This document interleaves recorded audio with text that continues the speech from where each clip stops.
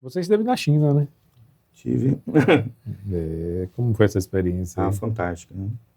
Fantástico em termos profissionais e técnicos, mas também em termos culturais e de conhecer a outra civilização, né? Outro mundo, né?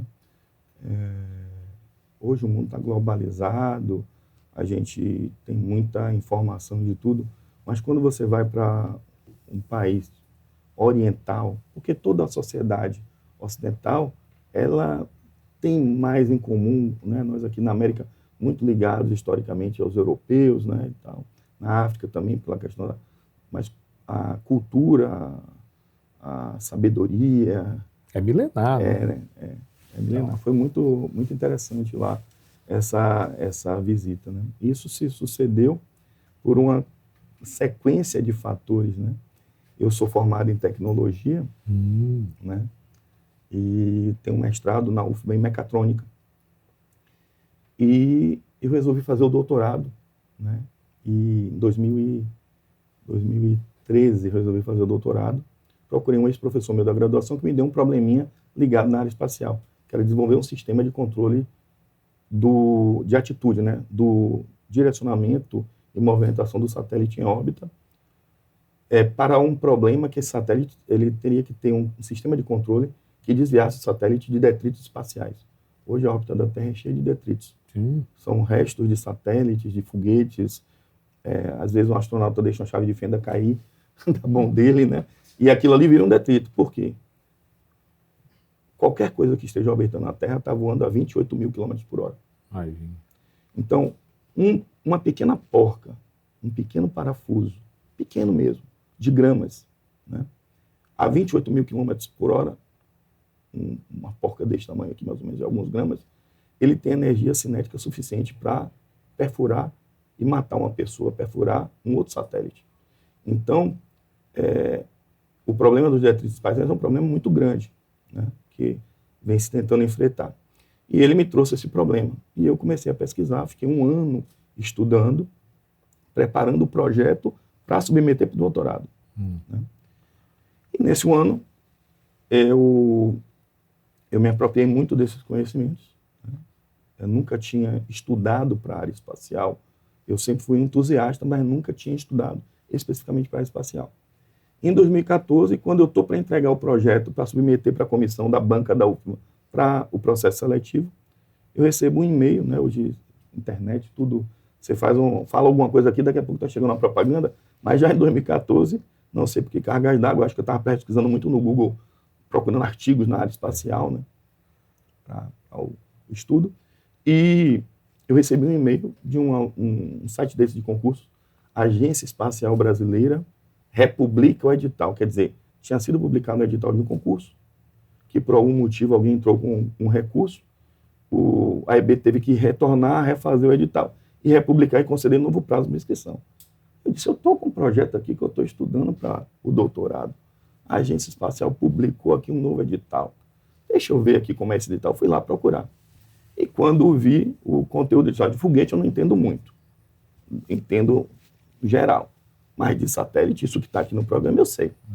E aí, eu entreguei o projeto em julho, na UFBA, fui admitido em agosto, e me inscrevi na EB e fiz o concurso em outubro de 2014. Aí você foi trabalhar na Agência Espacial Brasileira.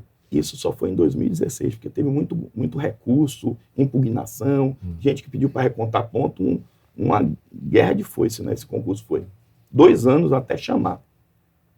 Só que nesse meio tempo, antes de eu ser chamado na agência, em janeiro, a própria Agência Espacial publicou um edital,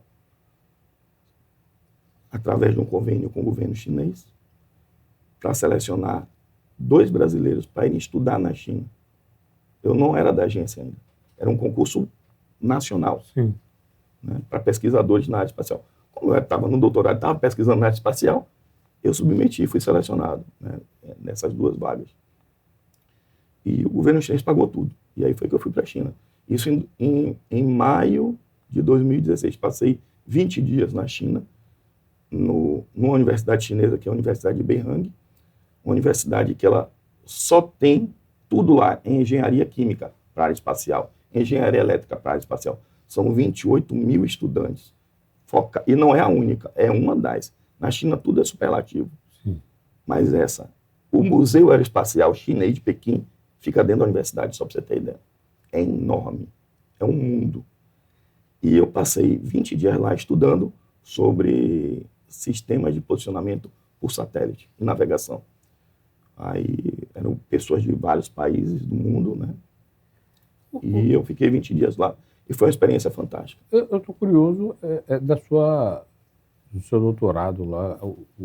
A porca pegou ou não pegou?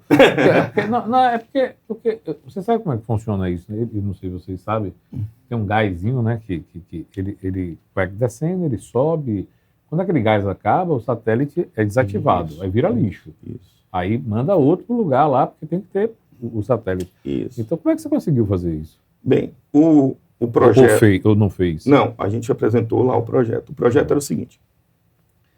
Partindo de algumas premissas de que você consegue detectar da Terra detritos. Você tem um sistema de radares que eles pegam detritos de até 1 centímetro quadrado. Certo. Menores do que 1 centímetro quadrado, que é essa porquinha que eu falei, esse parafusinho, não consegue pegar da Terra. A ideia seria embarcar um radar num satélite, esse radar com a capacidade de detectar esse detrito já no espaço, a 3 quilômetros de distância. Era uma premissa do projeto.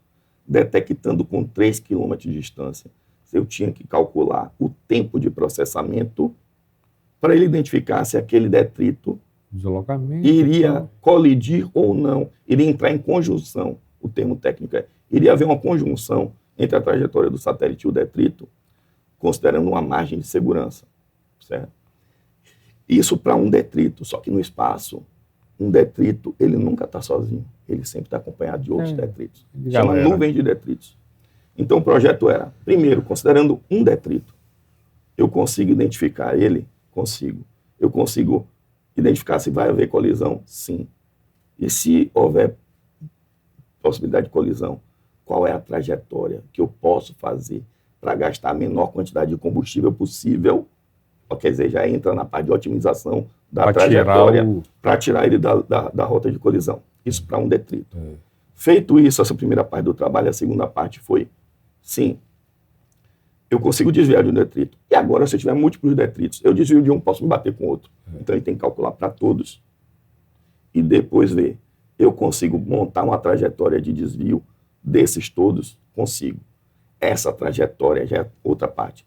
É a melhor trajetória, a que vai me ser menos custosa em termos de manobra e de combustível. Aí, essa era a outra parte final do trabalho.